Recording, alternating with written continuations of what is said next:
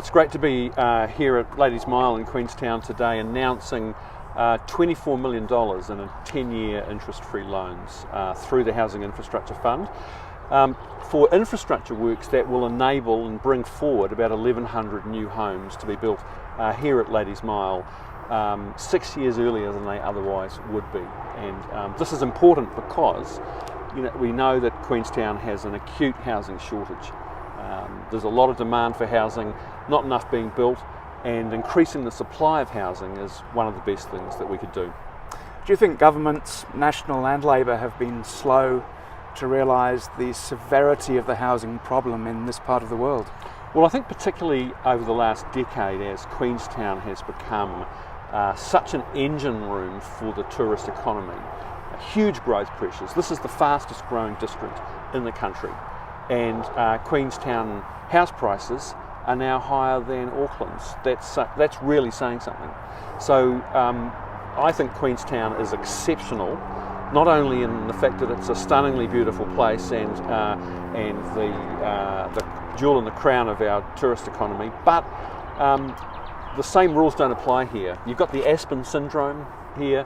You've got all this high-end foreign money coming in, driving up demand, a very constrained geography, just the nature of the terrain here. So I think the normal policies don't necessarily apply to Queenstown. That's why our government is ready to look at new approaches, and we are rolling up our sleeves and sitting down with the Queenstown Lakes District Council to try to find some new solutions. You mentioned Aspen. In the report that was produced by a Queenstown delegation a couple of years ago, they observed that Aspen had gone from tourism to property speculation as the main industry. What can the government do to try and avoid that fate for Queenstown? Well, I think the first thing we've got to do is we have to allow Queenstown to grow, but we've got to manage that growth so we don't kill the very thing that makes Queenstown such an attractive place for visitors and residents. So that means, I think, good quality urban planning, and it means a willingness to invest in the infrastructure to support growth. I think Queenstown has to probably, particularly in the downtown area, has got to be able to grow up. I think density's got to be a big part of the solution. We've got to find some creative approaches to transport.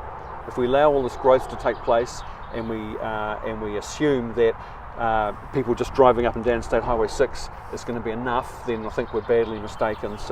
And I'm impressed by some of the quite creative approaches the council has taken recently with the success of the $2 bus, for example. And I know there are talks going on about ferry services and so on. So it's good to see that sort of thinking outside the box. Our housing trust here, supported by the Mayor's Housing Task Force, has pioneered this idea of separating houses from land so that low-income earners or even middle-income earners can just buy the house. Is that something that's so good an idea that it could spread nationally? It could well do, and we're looking at all sorts of different approaches now to help people, particularly in the very high-priced housing markets, to have a crack at home ownership. And I'm a huge fan of the work that's been done by the Community Housing Trust here and the partnership that it has with the council.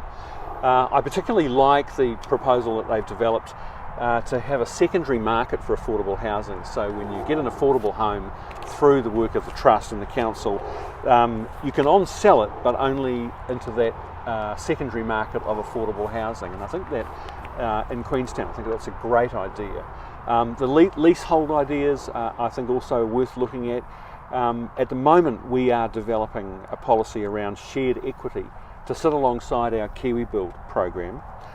Kiwi Build home in a market like Queenstown, a Kiwi Build home worth $600,000 is very affordable in the context of that market, but very unaffordable for a lot of people who simply couldn't afford to take on a $500,000 or $600,000 mortgage. So something like shared equity or rent to buy, where a third-party fund, it could be the government or private investors or a mix of both, owns a share of that initial mortgage, and then over time you pay that down and buy out the equity share.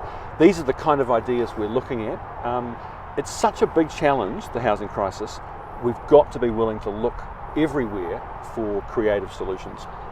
One problem we have in Queenstown that is way worse than Auckland is this unusual situation where a lot of the housing stock was built as holiday homes for people in Dunedin and Invercargill. And these are really basic houses, and yet that's our rental stock now. So we have 17, 22, 30, 40 people living in a single, very bad quality house. I mean, what's your view on that? I mean, do these houses need to be demolished sooner rather than later, or do we just limp along?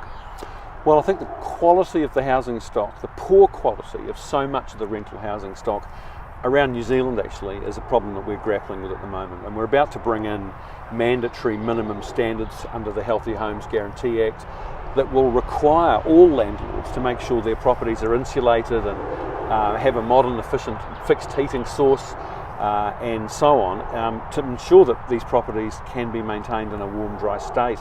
But look, I don't think it's acceptable in our premier tourist destination for the people who get up every day and go to work and make that visitor economy tick, for them to be living in slum conditions and overcrowded housing. We have to do something about this. And I'm up for working with the council here and employers on how we can work together to provide key worker housing in the town. It's nuts to have people having to commute in a place like Queenstown, to have workers having to commute an hour from out in a satellite town to work every day. We have to be able to do something better than that. Yeah, I think a lot of people will agree with you, because there are many workers here who, as you say, make the economy work and contribute all that GST to Wellington, but they're living in ghetto conditions. And yet they can't complain because they need a roof over their head. How do you break that cycle of fear where tenants are so insecure they don't complain?